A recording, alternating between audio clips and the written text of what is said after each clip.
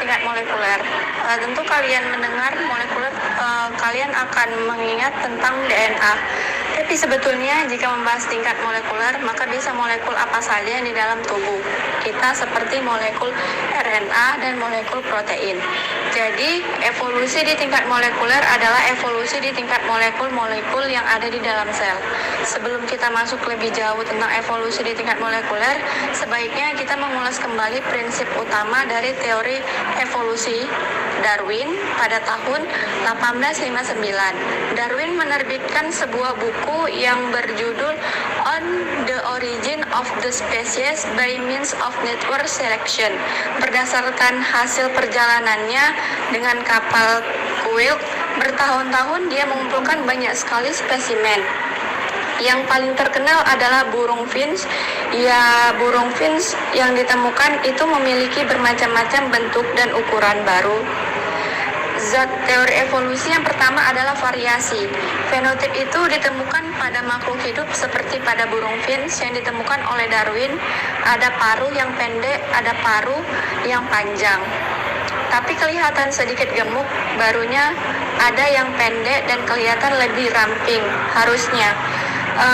Prinsip teori evolusi Darwin yang pertama, kemudian presiden. Kedua adalah dengan bermacam-macamnya variasi fenotip dari makhluk hidup.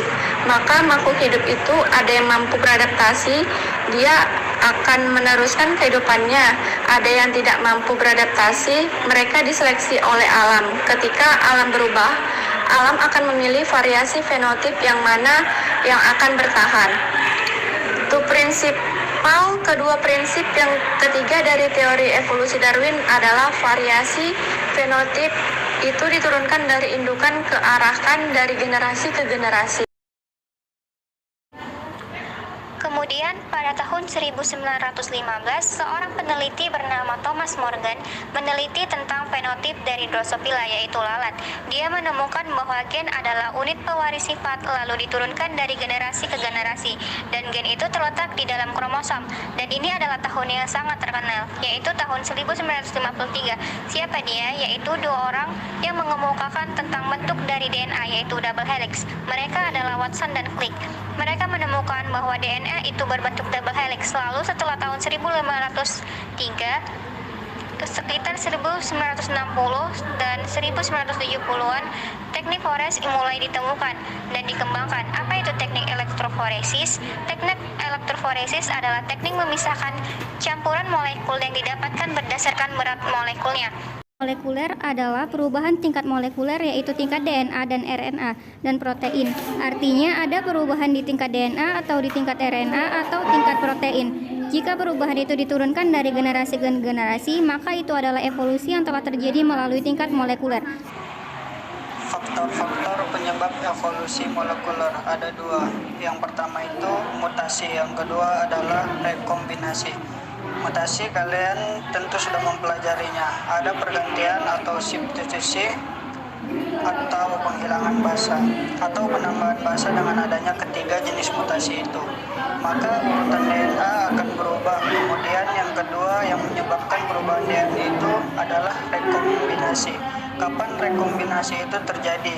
Yaitu ketika terjadi perkawinan akan ada rekombinasi dari satu kromosom indukan dengan kromosom indukan yang lainnya. Faktor penyebab evolusi molekuler yaitu sinar UV tidak bisa menyebabkan mutasi.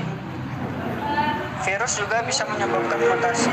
Yang ditemukan pada struktur anatomi, para ahli biokimia juga menemukan banyak kesamaan pada tingkatan molekuler.